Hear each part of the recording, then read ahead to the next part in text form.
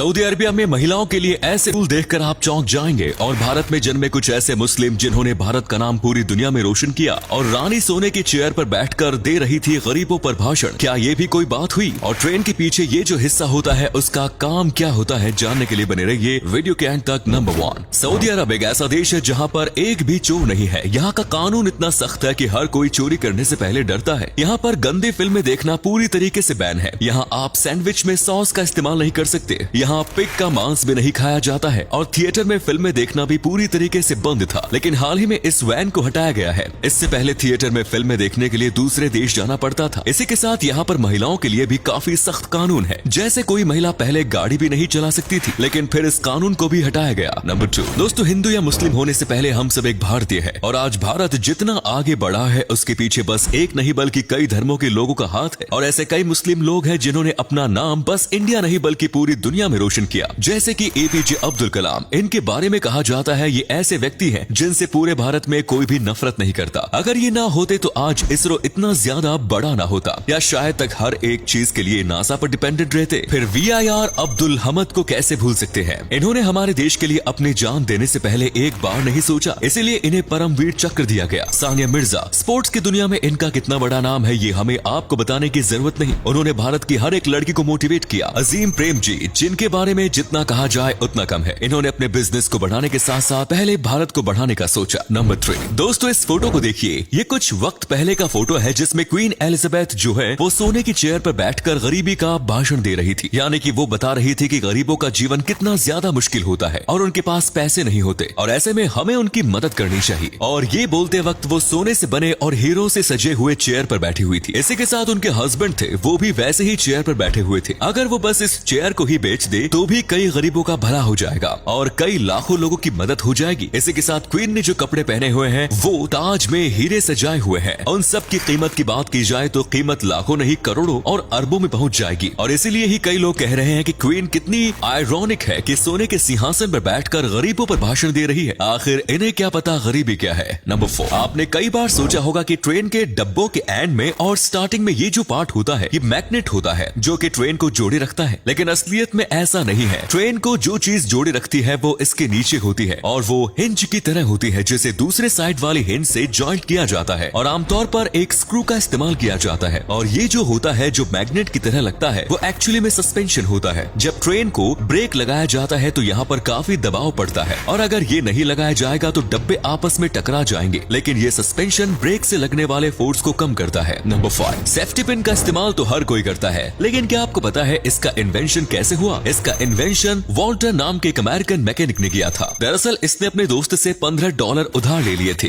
लेकिन उसके पास पैसे चुकाने के लिए कोई काम नहीं था और ना ही पैसे थे। तो इसने एक पीतल के वायर को लिया और उसे इस शेप में मोड़ दिया और उसके बाद उसके टॉप पर एक कैप बिठा दिया ताकि वायर को वहाँ पर हटाया जा सके। और उसके बाद इसने इस डिजाइन को पेटेंट करवाया और ऐसे 1849 में पहली बार सेफ्टी पिन का इन्वेंशन हुआ। लेकिन उसने इसे WR ग्रेस नाम की एक कंपनी को बेच दिया, वो भी करीब $400 में, जो कि आज के टाइम पर $12,000 होते हैं, यानी 9 लाख रुपए। और इससे उसने अपने सारे कर्ज को चुका दिया और ग्रेस कंपनी ने करोड़ों रुपए छापे। नंबर 6, इंडियाना में NDNW रेलवे ट्रैक है जिसे दुनिया का सबसे खतरनाक रेलवे ट्रैक कहा जाता है। यहाँ आप गलती से भी नहीं जाना चाहोगे क्योंकि यहाँ की जो पटरी है वो कुछ इस तरीके से टेढ़ी मेढ़ी है जैसे कि आपको यहाँ पर दिख रही होगी। और इसी की वजह से कई बार यहाँ से ट्रेन नीचे गिर जाती है जो कि काफी ज्यादा रिस्की है क्योंकि इसमें लोगों की जान भी जा सकती है और यहाँ कई बार ऐसी दुर्घटना होती है और यही कारण है इस ट्रेन का रेलवे ट्रैक दुनिया का सबसे खतरनाक रेलवे ट्रैक कहा जाता है। नंबर 7, अगर आप भारत में रहते हो तो आपको वीडियोकॉन कंपनी के बारे में तो पता ही होगा। एक वक्त था जब भारत के घर घर में ये हुआ करती थी। ये भारत में कलरफुल टीवी लाने वाली सबसे पहली कंपनी थी। साथ में इसके फ्रिज, एसी और बाकी सारे इलेक्ट्रिकल प्रोडक्ट भारत के लोगों के दिल में बसे हुए थे। लेकिन अचानक से कंपनी गायब हो गई।